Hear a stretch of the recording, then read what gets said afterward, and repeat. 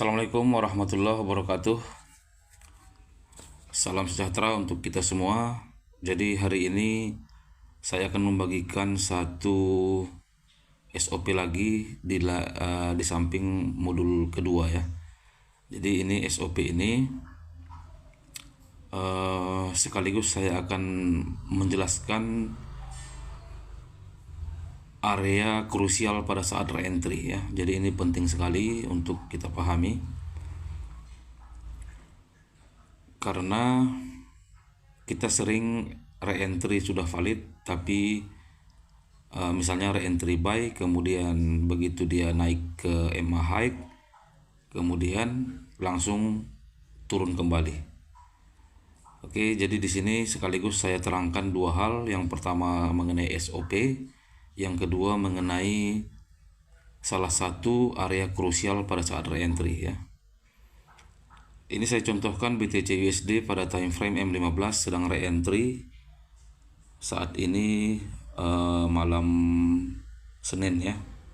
Ini sedang reentry.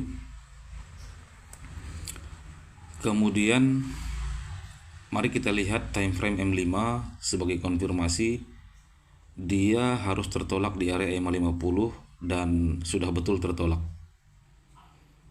Di sini ya. Pada saat harga di sini ini pertama kali tertolak di EMA50. Di time frame M1, time frame ketiga ini ekstrim terjadi di sini ya. Ekstrimnya kita lihat di M1. Ini dia.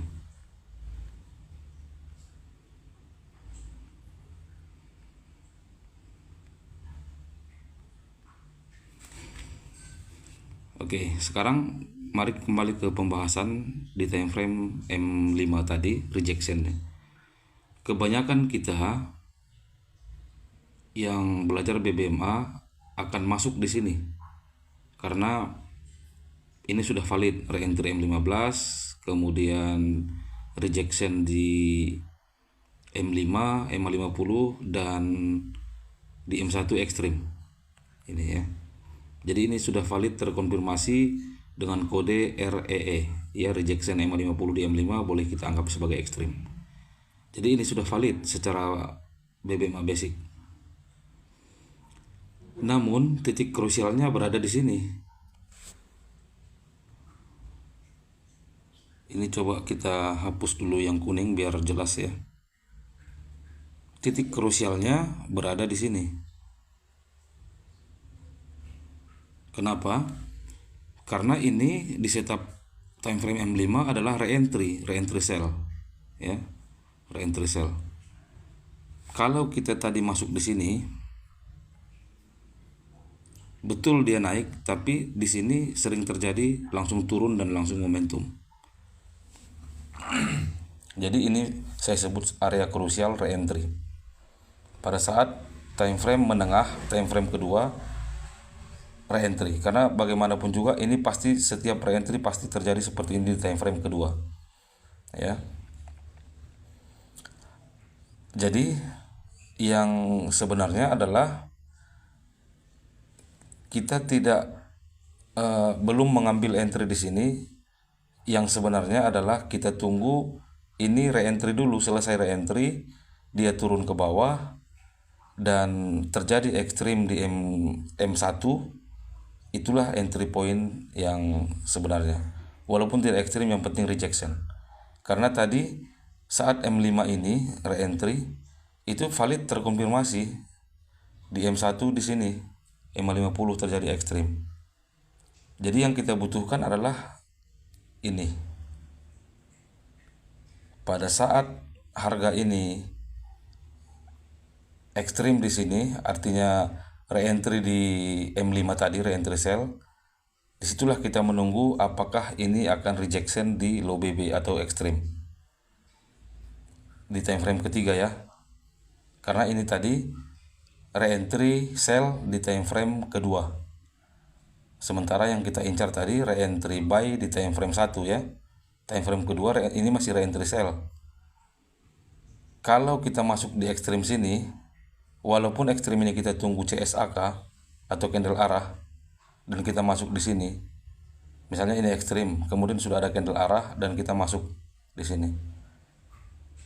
Tapi M5 tadi belum re-entry sell. Dia re-entry sell dulu di sini. Setelah ini baru kita tunggu rejection di sini. Kalau di sini rejection, barulah kita bisa langsung entry atau tunggu candle arah. Ya, jadi saya tadi masuknya di sini di candle arah M1 CSA ya. CSA yang ini bukan CSAK yang ini. Ya. Mungkin Anda sudah dapat gambaran ya. Yang saya maksudkan area krusialnya itu adalah di time frame kedua pada saat re-entry sell ini. Kita tadi kan ceritanya re-entry buy M15. Di time frame kedua itu pasti akan ada re-entry sell ya. Jadi ini adalah area krusial. Re-entry sell ini yang kita butuh untuk mati gitu. Re-entry ini harus mati. Matinya mungkin ya di sini. Atau sekalian ini candle arah. Jadi kalau ini candle arah sudah selesai, ini berarti area krusial ini sudah tidak ada. Nah, begitu ya.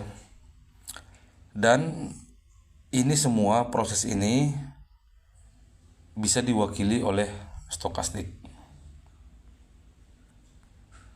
Stokastik ini crossing ke atas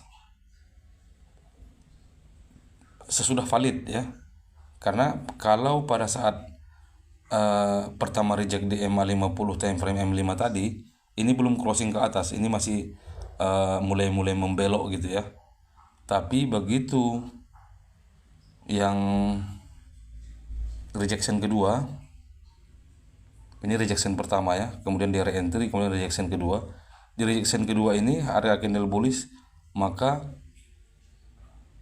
itulah yang membuat stokastik ini crossing ke atas. Jadi SOP yang ingin saya sampaikan pada video kali ini adalah